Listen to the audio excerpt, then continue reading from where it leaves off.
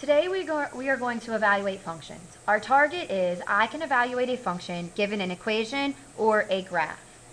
First, we are going to look at evaluating a function from an equation.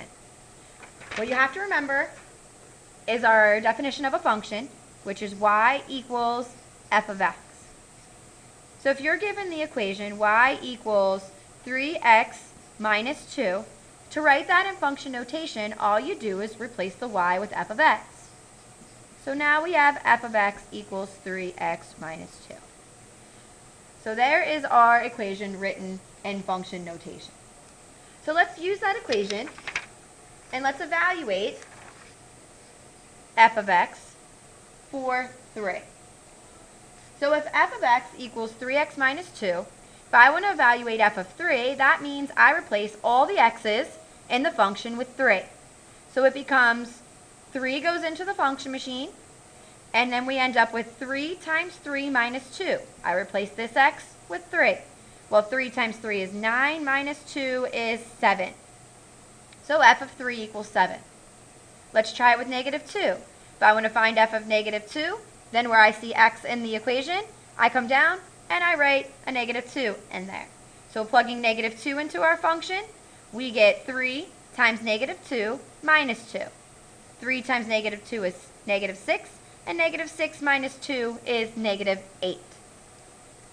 Let's look at one more. Let's look at a quadratic function. So this one is h of z equals z squared minus 4z plus 9. You can see that this is an f. It doesn't always have to be f. It can be any variable that we want. And this is not x. It doesn't have to be x. It can be any variable that we want. So this time we chose h and z. So if I want to find h of negative 3, that means I'm going to plug negative 3 in everywhere I see z in the quadratic expression. So I have negative 3 squared minus 4 times negative 3. It's very important when you plug in a number for a variable that you put parentheses around the number that you're plugging in, because we want to make sure that we square the negative 3. So when you square negative 3, it's a negative 3 times a negative 3, which gives you a positive 9. And this is negative 4 times negative 3. Two negatives make a positive, and 4 times 3 is 12.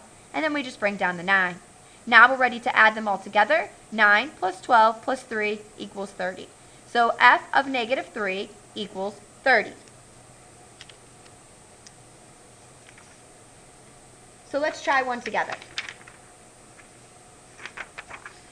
So we're going to try g of x equals x squared minus 2. So we want to find g of 4. So to do that, I'm going to replace every x I see in my expression with a 4. So the x squared is going to turn into 4 squared, and we'll keep our minus 2.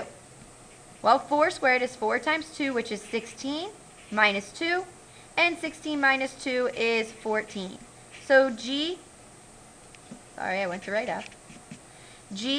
of 4 equals 14. All right, let's try another one. This one's a little bit harder because I want you not just to evaluate f at one place, I want you to evaluate it and then perform operations with the numbers. So f of x equals 2x plus 1. So I need to first find f of 3 and f of 1 because they want me to evaluate negative 4 times f of 3 minus f of 1. So I need to find out what f of 3 equals. So everywhere I see x in the equation, I'm going to replace it with a 3. So 2 times 3 plus 1. 2 times 3 is 6, plus 1 equals 7. So f of 3 equals 7. Now I want to find f of 1, so I'm going to replace this x with 1. 2 times 1 plus 1. 2 times 1 is 2, plus 1 equals 3. So f of 1 is 3. Now I'm ready to evaluate my expression. Negative 4 times 7 minus 3, because f of 3 is 7, so I put my 7 for f of 3. And f of 1 is 3, so I put minus 3. The minus comes from my original problem. So order of operations says I need to do what's inside parentheses first. So negative 4 and 7 minus 3 is 4. So negative 4 times negative 4 is a negative 16. And that is our final answer. All right, so you should be able to do half of your target, which is I can evaluate an expression given an equation. Now let's work on the second half of the target, which is I can evaluate a function from a graph. So in these examples, I'm going to give you a graph that represents a function, and we are going to evaluate it at certain x values. So this equation represents a linear function because our graph is a line. So given the graph, evaluate the function. This graph we're going to call h of x, and we want to find h of 2. So I'm going to go where the x value is 2 on the graph, because this means x is 2. Go up to see where I hit a point on the graph, and I'm going to go over to see what y value goes with that point. And that happens to be 11. Here's 10, 1 above. So h of 2 is 11. H of 0, same process. Go to where x is 0 on your coordinate grid. Go down till you hit the graph. This is the point where x is 0, so what is y? 1, 2, 3. Y is negative 3. Here I want to evaluate h at 2 spots and then add them together. So I want to find first h is 1, so I go over to 1 and up. And I see that it hits there.